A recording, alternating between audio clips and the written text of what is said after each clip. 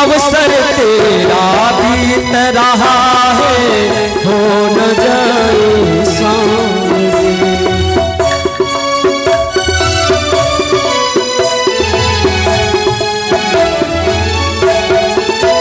हो अवसर तेरा बीत रहा है, हो न जाए सामने।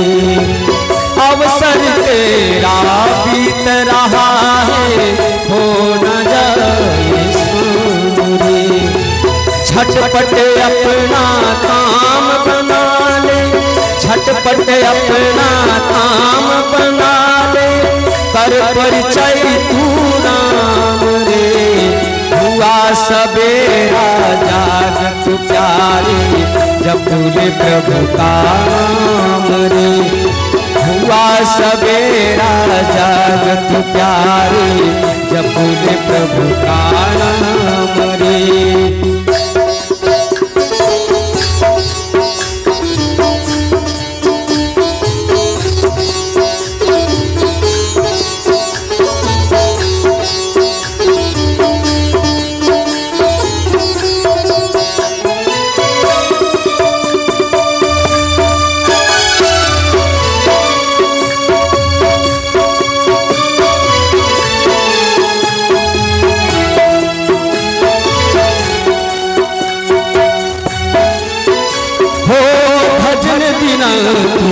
चैन न पावे जाएगा जन्म रे।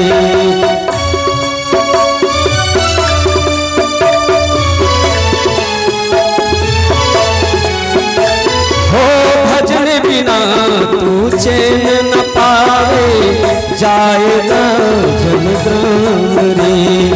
भजन बिना तू चैन न पावे जाएगा जन्म रे। लाल दास जो पाप करत जज, लाल दास जो पाप करत जज, हो जावे प्रभु नाम रे। हुआ सवेरा जाग तू प्यारे, जपले प्रभु का नाम रे। हुआ सवेरा जाग तू प्यारे, जपले प्रभु का नाम रे। साधन करके मुक्ति कमा ले, साधन करके मुक्ति कमा ले, मानव तन का काम रे। हुआ सवेरा जाग तू प्यारे, जपले प्रभु का नाम रे। हुआ सवेरा जाग तू प्यारे, जपले प्रभु का नाम रे। हुआ सवेरा जाग तू प्यारे, जपले प्रभु का नाम रे। हुआ सवेरा जाग तू प्यारे, जपले प्रभु का नाम रे। श्री सद्गुरु महाराज की जय।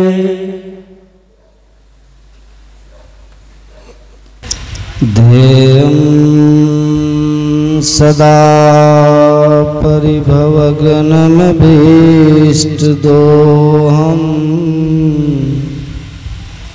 तीर्थास्पदं शिवविरञ्चिनुतं शरण्यं। भृत्यार्तेऽहं प्रणतपाल, भवाब्धिपोतं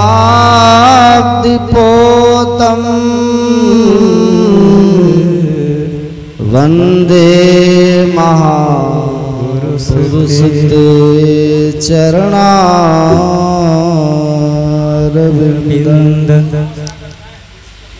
अखण्डानन्दबोधाय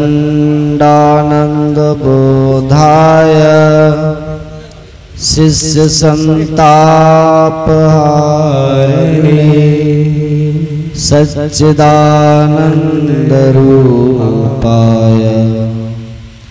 रामाय गुरुवे नमः। बोलिए प्रेम प्रेम से श्री सद्गुरु महाराज की जय। श्री सद्गुरु महाराज की जय। अर्चनीय वंदनीय मुद मंगलमय साधु समाज के श्री चरणों में बारंबार नमन। सत्संग में उपस्थित सत्संग प्रेमी महानुभावों, पूजनीय माताओं तथा भक्तिमती धर्मशिला बहनों,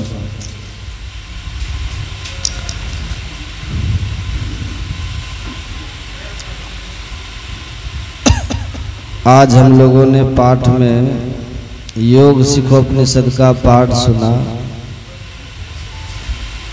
इस उपनिषद में भगवान शिव और ब्रह्मा जी का संवाद है। ब्रह्मा जी प्रश्न करते हैं और भगवान शंकर समाधान करते हैं। ब्रह्मा जी ने प्रश्न किया है कि प्रभु, जीव को मोक्ष कैसे मिलेगा,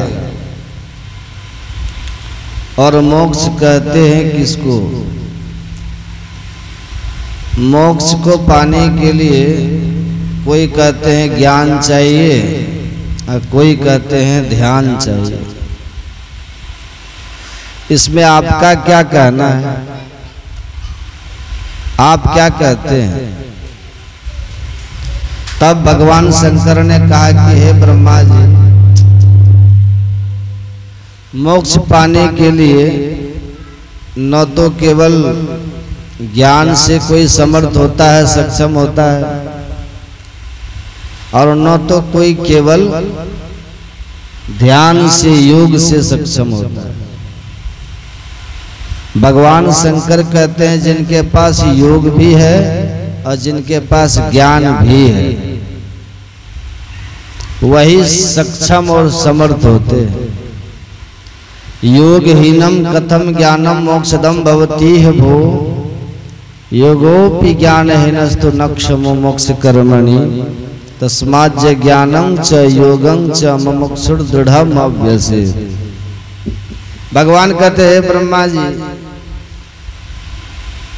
यदि किसी के पास ज्ञान खूब हो, वेद का ज्ञान, उपनिषद का ज्ञान, सभी धर्म ग्रंथों का ज्ञान हो, लेकिन योग नहीं करे अथवा योग से उत्पन्न ज्ञान नहीं हो, तो उनको मोक्ष नहीं मिलता। या कोई व्यक्ति योग ही करे लेकिन बिना जाने समझे करे, बिना महापुरुषों से सीखे करे, अपने से करे, मनमना करे, बेढंग करे, करने की सही युक्ति जिनके पास नहीं है, मनमना कर रहा, तो ऐसे व्यक्ति को भी योग से मोक्ष नहीं मिलेगा। इसलिए भगवान कहते हैं जान लेना चाहिए। और हकीकत में मोक्ष कहते हैं किसको? तो भगवान कहते हैं जैसे नमक पानी में घुल करके पानी ही हो जाता है, ऐसे ही जब जीव ईश्वर में मिल करके ईश्वर ही हो जाए, उसी को कहते हैं मोक्ष। जलानाम सिंधवम यथा, जैसे सिंधव कहते हैं नमक को, जैसे नमक पानी में घुल करके पानी हो जाता है, ऐसे ही जो जीव ईश्वर से मिल करके ईश्वर ही हो जाए, उसकी जीवता समाप्त हो जाए, उसी अवस्था का नाम है मोक्ष। और ये होता है कब? भगवान शंकर कहते हैं मरने के बाद ये नहीं होगा। पिंड पातेन या मुक्तिर सा मुक्तिर न तो मन्यते। भगवान शंकर कहते हैं जो ऐसा समझते हैं कि अभी साधन भजन कुछ करो, अभी कुछ पूजा पाठ करो और मरने के बाद मुक्ति हो जाएगी, ऐसा ही नहीं होता। ऐसा विचार किसी को नहीं रखना चाहिए। तब भगवान कहते हैं देहे ब्रह्मत्वम आयाते। देहे मतलब इसी देह में, अभी जो शरीर आप हम सबका है ना, इसके छूटने के पहले मरने के पहले शरीर रहते इसी में जो पा लेते हैं, जो जीव और ब्रह्म को एक कर देते हैं मिला के, जीव की जीवता को मिटा देते हैं, जो ब्रह्मत्व दशा को प्राप्त कर लेते हैं, भगवान शंकर कहते हैं वही वास्तव में मोक्ष की दशा है। न जानाति शशितोष्णम न सुखम न दुखम तथा न मानं नावमानं च संचत्वात् समाधिनः अवस्था त्रयमन्वेति न चित्तं योगिनं सदा जागरण निद्रा विनिर्मुक्त स्वरूपावस्थिता में। ये अवस्था हो जाती है तब मुक्ति होती है। ये मरने के पहले नहीं, अगर हुई तो बारंबार जन्म मृत्यु होता रहेगा। और कैसा जन्म मृत्यु होगा तो भगवान शंकर कहते हैं अंतिम में जैसी वासना होगी, जैसा मति होगी ना अंतिम में मरने के समय, वैसी गति हो जाएगी। देहावसान समय चित्ते यद यद विभावै तत्तदेव भवे जीव इत्येव जन्म कारण। भगवान कहते हैं मरने के समय जो जो इच्छा जीव करता है वही वही वह हो जाता है। इसलिए भगवान कहते हैं ये प्रयास करना चाहिए कि हम शीघ्र ही मोक्ष प्राप्त करें। और मोक्ष कैसे प्राप्त कीजिएगा, उसके लिए हमें ज्ञान चाहिए। ज्ञानान मोक्ष, ज्ञान से मोक्ष मिलता है। लेकिन किस ज्ञान से मोक्ष मिलता है? अभी जो सुन रहे हैं ना इसको कहते हैं श्रवण ज्ञान। यहाँ से आप घर चले जाएंगे और वहां जो इसको सोचिएगा विचारिएगा उसको कहते हैं मनन ज्ञान। न श्रवण ज्ञान से मोक्ष मिलेगा, न तो मनन ज्ञान से मोक्ष मिलेगा, और न तो बहुत पढ़ेंगे ना, अपने से गीता खूब पढ़िए, रामायण खूब पढ़िए, अपने से उपनिषदों को पढ़ते रहिए, तमाम तरह के ग्रंथों को पढ़ते रहिए, और उससे जो ज्ञान आपको मिलेगा समझिए उससे मोक्ष मिलेगा, उससे भी मोक्ष नहीं मिलेगा साहब। तब किससे मोक्ष मिलेगा? अगर मोक्ष पाना चाहते हो तो जो मोक्ष के रास्ते पे चल रहे हैं, जो मुक्ति के रास्ते को जानते हैं, मोक्ष के रास्ते को जानते जानते भी हैं, उस पर चलते भी हैं, प्रतिदिन चलते हैं, रोज चलते हैं, और दूसरे को बताने का सामर्थ्य भी जिनके पास है, मुक्ति मार्ग जानते और साधन करते नित्य, ऐसे जो महापुरुष हैं उनके पास जाइए और उनके पास जाकर के उनसे सीख लीजिए, दीक्षा लीजिए, उनसे दीक्षा लीजिए। उनसे जो ज्ञान आपको मिलेगा ना, योग का ध्यान कैसे करें हम, उससे सीख लीजिए। लेकिन अगर नहीं दीक्षा लेंगे तब कितनों पढ़ लीजिए, पोथी पढ़ी पढ़ी जग मुआ पंडित भयानो कोई। पोथी पढ़ते पढ़ते मर जाओगे लेकिन ज्ञान होने की संभावना नहीं है। गुरु बिन ज्ञान न उपजे, गुरु बिन मिले न भेव, और गुरु बिन संशय ना मिटे। जय जय जय गुरु। खुद से किताब पढ़ने की बात संशय नहीं मिटेगा। खुद से अध्ययन कीजिएगा ना, खुद से पुस्तक को पढ़ते रहिएगा और सोचिएगा इससे मुक्ति हो जाएगी। मुक्ति की बात तो दूर है, संशय भी नहीं मिटेगा। होगा कि पता नहीं ये सत्य है कि ये सत्य है, ये बात ठीक लिखी है कि वो बात ठीक लिखी है, आप भ्रमा जाएंगे। इसलिए जिन्होंने पहले इसको पाया, इस रास्ते पर जो प्रतिदिन चल रहे हैं, जो चलते हैं ना, आपको यहाँ से मान लीजिए भागलपुर जाना है तो किससे पता पूछिएगा?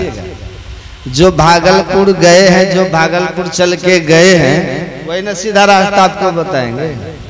जो कभी भागलपुर देखा ही नहीं, जो कभी भागलपुर गया ही नहीं, अब उससे पूछिए भागलपुर कैसे जाएंगे तो वो क्या बताएगा? तो जो व्यक्ति पहले भागलपुर गए हुए वो किधर से गए, रास्ते में कौन सब स्थान, कौन सा गांव मिलता है, बाजार मिलता है, वो सब बता देगा। ऐसे जाइएगा तो 0 माइल मिलेगा, फिर वहां से भागलपुर आएगा, फिर वहां से फिर चलते चलते आप कुप्पा घाट पहुंच जाइए। ऐसे ही हमारे गुरु महाराज जी कहते हैं मुक्ति मार्ग जानते, जो मुक्ति के मार्ग को जानते हैं, जानते ही नहीं है तब साधन करते नित्य, जो साधन भी करते हैं और खुद चलते भी हैं, जो खुद चलते हैं और जानते हैं, ऐसे जो है उनसे जाकर के इसको दीक्षा लीजिए, सीख लीजिए, जान लीजिए। इसी को बोलते हैं दीक्षा। क्या बोलते हैं? सीधी बात है, आप दीक्षा ले लीजिए, है ना। दीक्षा लिया हुआ साधक ही ज्ञानी होता है, उसी को बोलते हैं ज्ञानी भक्त। गुरु से जान लीजिए, ज्ञान हो गया। अब बहुत ज्ञान जानने की जरूरत नहीं है।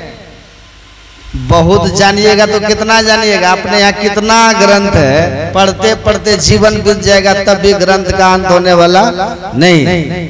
इसलिए बहुत पढ़े लिखे लोग भी अज्ञानी कभी काल रह जाते हैं, और थोड़े से पढ़े लिखे लोग भी ज्ञानी हो जाते हैं।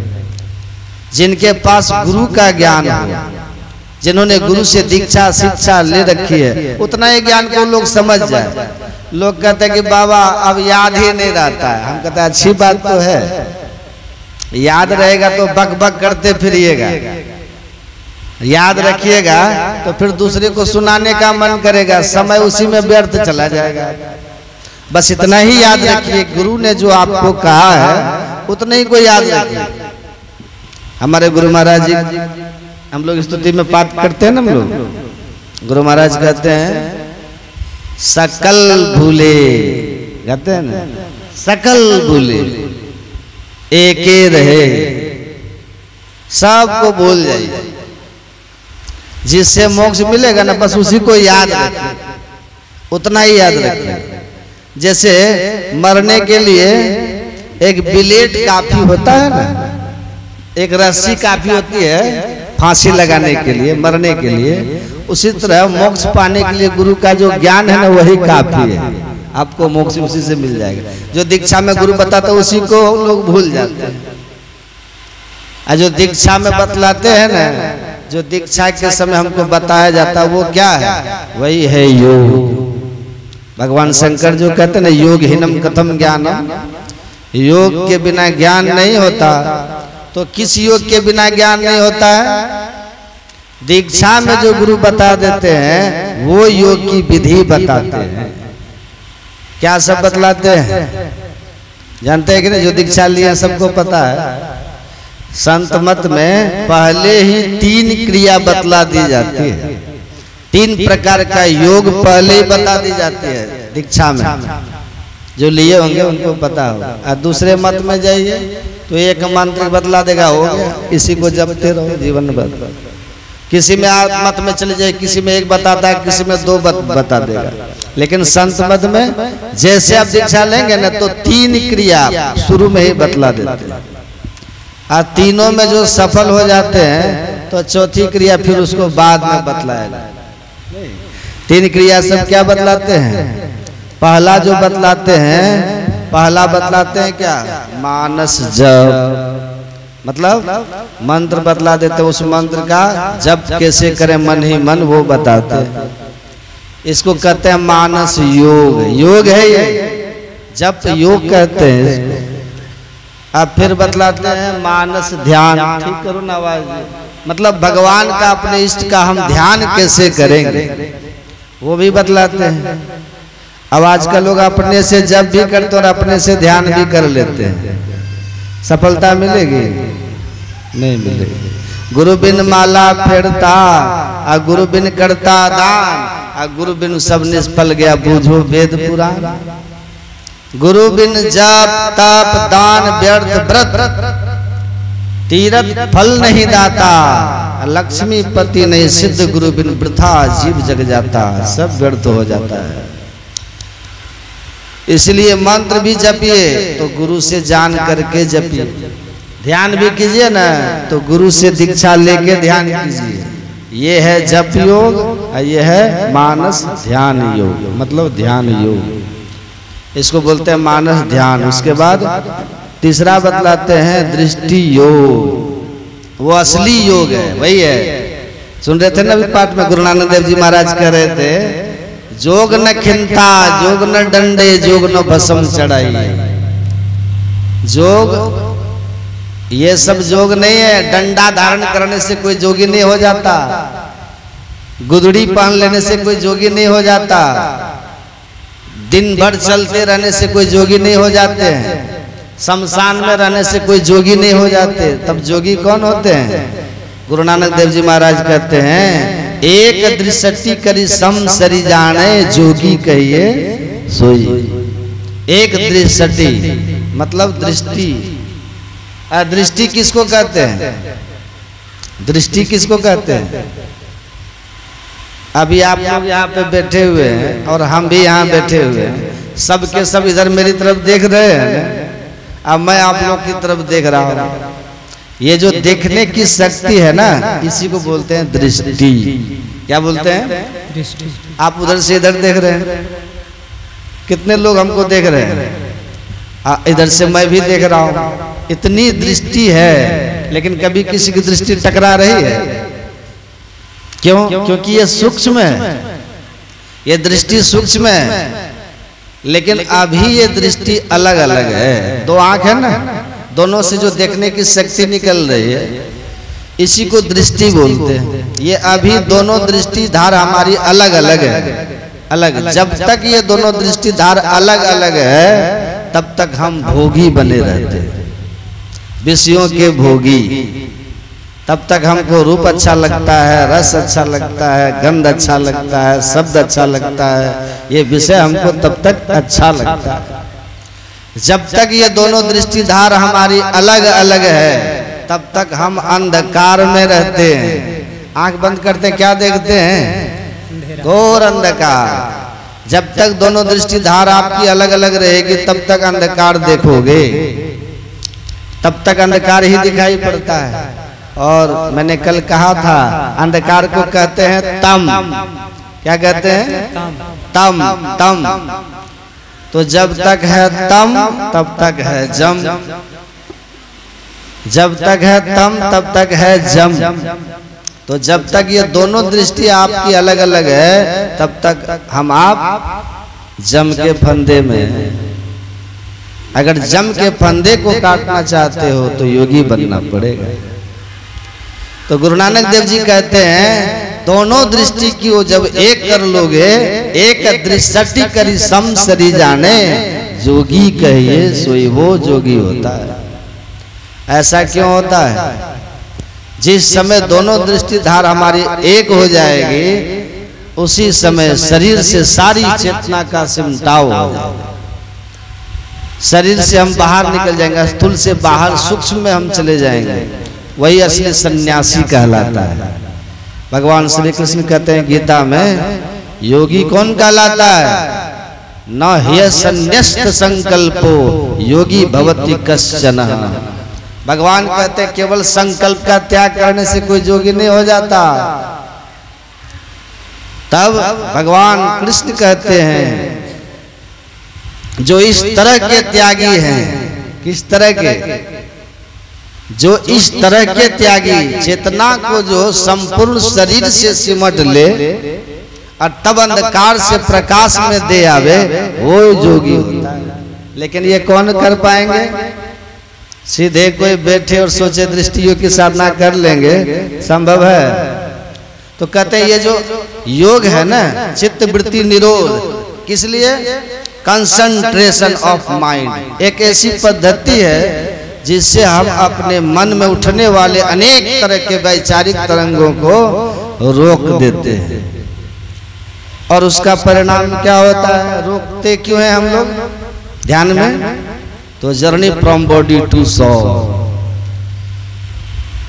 Journey from body to soul, एक यात्रा हम लोग करते हैं ध्यान में, शरीर से आत्मा की तरफ। योग हृदय में वासना तन वास है तो क्या? अभी हम लोग शरीर में फैले हुए, इस शरीर से समेट करके अपने आप को अंतर की ओर कीजिए।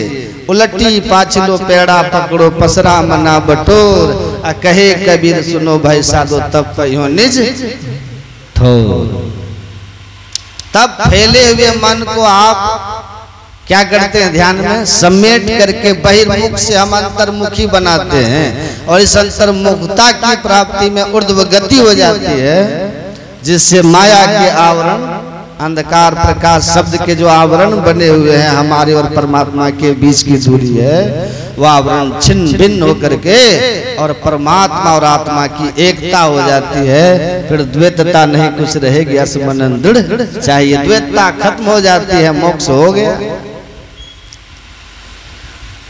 तो हम शरीर से आत्मा की ओर, from bondage to salvation and world to God, बंधन से मुक्ति की ओर और संसार से परमात्मा की ओर यात्रा करने के लिए चित्त वृत्ति के सिमटाव का जो साधन करने की पद्धति है उसी को योग कहते हैं।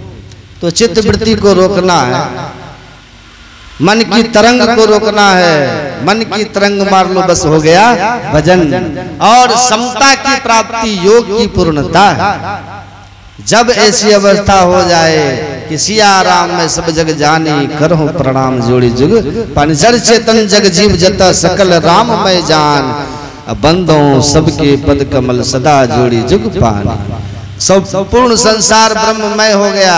ऐसी दृष्टि मिल गई कि सज्जन दुर्जन जो चलिया वो एक ही दृष्टि निहार। सिया राम में सब में जब परमात्मा को देख रहा है तो यारी सब सुनो, ये में कौन ऊंच नीच है। ऊंच नीच का भाव खत्म हो गया। विद्या विनय संपन्न ब्राह्मणी गवि हस्तनी, सुनिचे व स्वपाके च पंडित समदर्शिनः। समदर्शी हो गया, समभाव में आ गया, सब में ब्रह्म का दर्शन करने वाला आत्मदृष्टि प्राप्त किया हुआ महापुरुष परमानंद में ही डूबा रहता है। तो चित्त वृत्ति के सिमटाव को कहते हैं योग। इसकी पद्धति है, एक तरीका है, सिस्टम है, जिससे धीरे धीरे फैले हुए मन के धारों को हम समेटते समेटते पूर्ण सिमटाव पे ले जाते हैं। कहाँ पर पूर्ण सिमटाव होता है? एक बिंदुता पर। जैसे सिमटाव होगा तो ऊर्ध्वगति हो जाएगी। तो एक बिंदुता तक की यात्रा के लिए योग साधन करते हैं। इसका ज्ञान नहीं है तो बाकी सब ज्ञान फूस फास है। गुरु महाराज कहे असली दीक्षा यही है, असली ज्ञान यही है, असली भजन भेद यही है, एक बिंदुता तक की यात्रा। वरना एक नाम का जप और एक रूप का ध्यान, ये प्रारंभिक साधनाएं हैं। ये आप कहीं भी सीख सकते हो, लेकिन इतने से कल्याण नहीं होना। इससे अंतर जगत की यात्रा प्रारंभ नहीं होगी। इससे आप आवरण का भेदन नहीं कर पाओगे। इससे आप पिंड से ब्रह्मांड की ओर और ब्रह्मांड से निःशब्दम परमम पदम तक नहीं जा पाओगे। इससे आप शरीर से आत्मा की ओर और संसार से परमात्मा की ओर और बंधन से मुक्ति की ओर की यात्रा पूरा नहीं कर पाओगे। तो किससे करोगे? एक बिंदुता की प्राप्ति हो करके। और जब चित्त का पूर्ण सिमटाव हो जाएगा, पूर्ण निरोध हो जाएगा, तब ऊर्ध्वगति होगी। और तब वहां से प्रकाश में जाकर के शब्द की साधना करता हुआ सारे आवरण गिरा करके सूरत केंद्र में केंद्रित हो जाएगी। अब कहीं कोई आवरण नहीं, कोई अंधकार प्रकाश शब्द हमारे बीच में नहीं होगा। कोई स्थूल सूक्ष्म कारण महाकारण केवल नहीं होगा। हम प्रभु प्रभु हम एक ही होई, द्वंद्व रुद्वेत रहे नहीं कोई की अवस्था हो जाएगी। इसलिए ये ध्यान योग है। ये जो आप लोग ध्यान कर रहे हैं ना, योग यही असली योग है। और इसी से चित्त वृत्ति का सिमटाव होगा, माया का भेदन होगा, परमात्मा से एकता हो जाएगी। इसी योग का यहाँ पे उपदेश हुआ।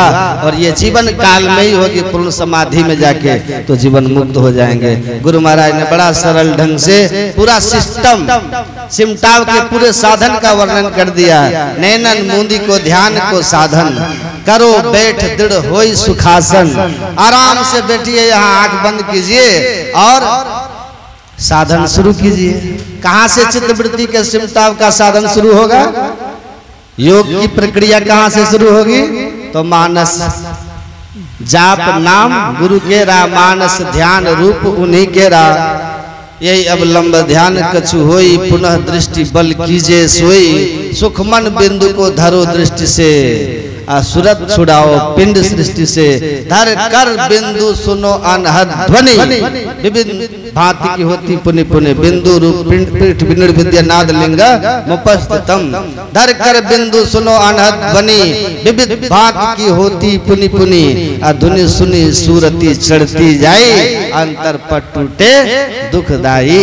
ये अंतर पट अंधकार प्रकाश और शब्द के दुखदाई पट जो है ये टूट जाएंगे और निःशब्दम परमम पदम में जाकर के हम परमात्मा से पूर्ण समाधि में एक मेघ हो जाएंगे, जीवन मुक्ति की प्राप्ति हो जाएगी। तो जब तक शरीर रहेगा परमात्मा की एकता अनुभूत करता हुआ अहम ब्रह्मास्मि की अवस्था में स्थित स्वयं ब्रह्म ज्ञानी आप परमेश्वर, आप स्वयं परमात्मा हो जाएंगे। आप परमात्मा को जानने वाले नहीं होंगे, परमात्मा को जानकर आप ज्ञानी, आप परमेश्वर सो जाने जे देव जनाए जानत तुम्हें हो जाएगा। आप परमात्मा को जान के स्वयं परमात्मा हो जाएंगे। संत उसी अवस्था में पहुंच जाते हैं तब अब शांति स्थिरता व निश्चलता को कहते हैं। शांति को जो प्राप्त कर लेते हैं संत कहलाते हैं। शांति स्वरूप सर्वेश्वर जानो आ शब्दातीत कही संत बखानो। वह शब्दातीत अवस्था में पहुंच करके संत ब्रह्म हो जाते हैं, परमात्मा हो जाते हैं। जैसे अनंत में कहीं हिल डुल नहीं होता, आकाश कभी हिलता है आकाश, वैसे संत भी हिलते और डुलते नहीं है। चाहे महाशांत जल परस के शांत भय जल जोई हम अग्नि ते ना जरे लाख करे जो कोई। तुलसीदास जी महाराज कहते हैं कुछ भी उस संत के ऊपर तुम कर दो उसको कोई हिला नहीं सकता, वो अपने धर्म में पक्का होते हैं, हिलते डुलते नहीं है। क्योंकि ब्रह्म हिलते नहीं तो संत भी अपने ज्ञान से हिलते नहीं हैं। तभी न कहते थे कि गांधी जी ने कहा सारी दुनिया एक तरफ होकर भी कहे कि ईश्वर नहीं है तो जिसने ईश्वर को अनुभव किया है वह उसको इससे कोई फर्क ही पड़ने वाला नहीं है। क्योंकि वह ईश्वर का स्वयं साक्षी है, ईश्वर है उसका स्वयं साक्षी है, क्योंकि वो स्वयं ईश्वर हो चुका है। तो जो स्वयं ईश्वर हो चुका है उसको किसी शास्त्र या किसी व्यक्ति के से प्रमाण लेने की जरूरत नहीं होती। तो योग जीवन काल में चित्त वृत्ति के निरोध करके माया के आवरणों से पूर्ण पार करके मानस जप मानस ध्यान और दृष्टि योग की साधना करता हुआ और परमात्मा जीवात्मा की एकता का साधन का नाम है योग। इस साधन को करके अंत में ब्रह्म ज्ञान हो जाता है, ब्रह्मानुभूति होती है तो जीवन का परम कल्याण हो जाता है। बोलिए श्री सद्गुरु महाराज की जय।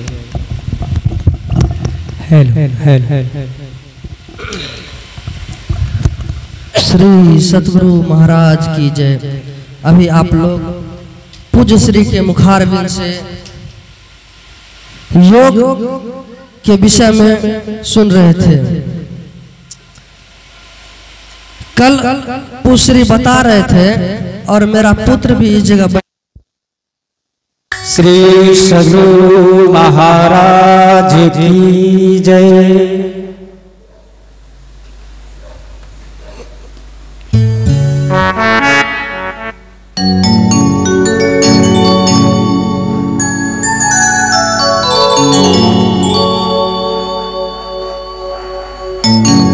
महर्षि मेहताराली से परमाराध्य गुरु महाराज की वाणी।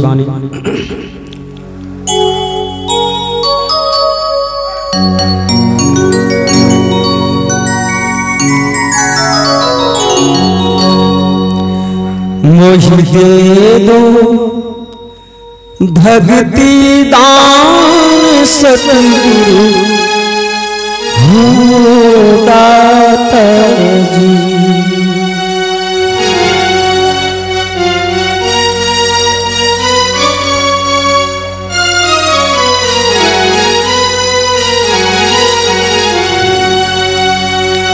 मोहि दे दो भक्ति दान सतगुरु हो दाता जी। हो मोहि दे दो भक्ति दान सतगुरु हो दाता जी। सब कोई से अनुरोध है कि कृपया मीठी मीठी करताली के साथ मीठी मीठी आवाज में गाने का प्रयास करें। हो मोहि दो भक्ति दान सतगुरु हो दाता जी। हो मोहि दो भक्ति दान सतगुरु हो दाता जी। हो मोहि दो भक्ति दान, मोहि दो भक्ति दान सतगुरु हो दाता जी। सतगुरु हो दाता जी। हो मोहि दे दो भक्ति दान सतगुरु हो दाता जी। हो मोहि दे दो भक्ति दान सतगुरु हो दाता जी।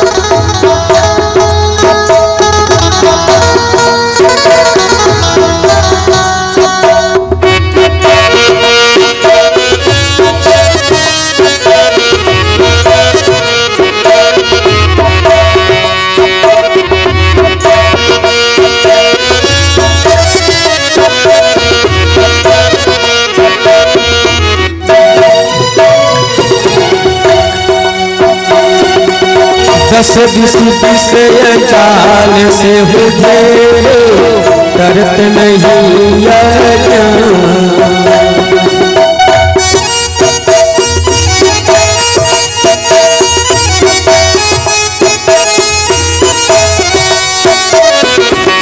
दस दिस विषय जाल से हुए करत नहीं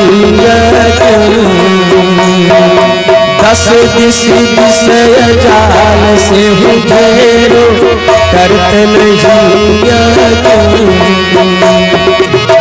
गाढ़ अविद्या प्रबल धारे हो गाढ़ अविद्या प्रबल धार में भय बही है राम सतगुरु हो दाता जी। हो मोहि दे दो भक्ति दान सतगुरु हो दाता जी। हो मोहि दे दो भक्ति दान सतगुरु हो दाता जी।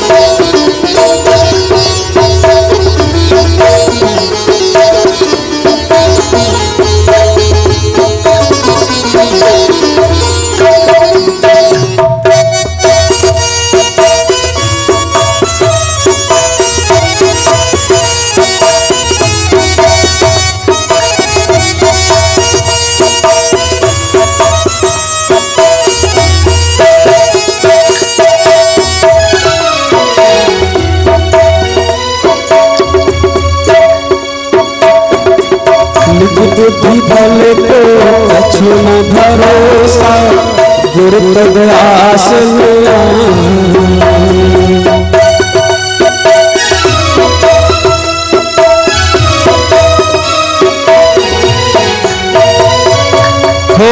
निज बुद्धि बल को कछु न भरोसा, गुरु तब आस में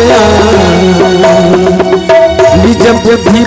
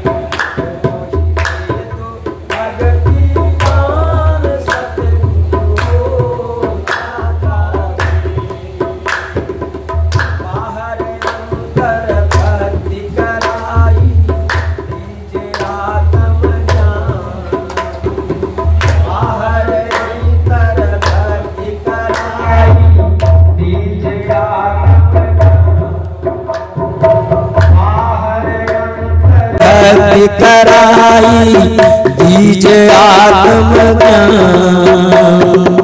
नाथ देव से बाहर कीजे,